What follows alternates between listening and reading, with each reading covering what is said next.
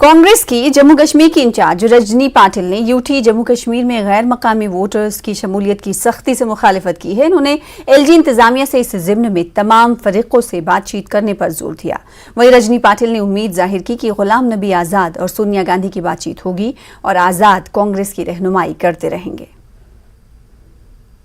जिस तरह से उन्होंने पहले तो एक तो डिलिमिटेशन कमीशन बिठाया, डिलिमिटेशन कमीशन जब उसका काम पूरा होने के बाद में ये मुद्दा उन्होंने सामने लाया, क्योंकि उनका ये डर लगता है कि ये इसको वहां पे जीत नहीं सकते, इसलिए पॉलिटिसाइजेशन करके ये मुद्दा उन्होंने सामने लाया है। लेकिन ऐसे कभी नहीं हुआ है कि जिस स्टेट में इतना नाजुक स्थिति में हम जा रहे हैं और after delimitation, after abrogation of 370 अगर आप बोलते हैं कि सभी लोगों को सम्मिलित कर लो, अगर महाराष्ट्र में भी अगर वोटर लिस्ट में जो मेरा स्टेट है अगर वोटर लिस्ट में नाम लेना है तो उसको उस स्टेट का रहवासी होना जरूरी है, तो आप वो भी उसका 6-7 साल का वहां पे रहना जरूरी है, वो भी आप नहीं मानेंगे तो किस तरह से आप कायदा वहां पे लागू करते हैं?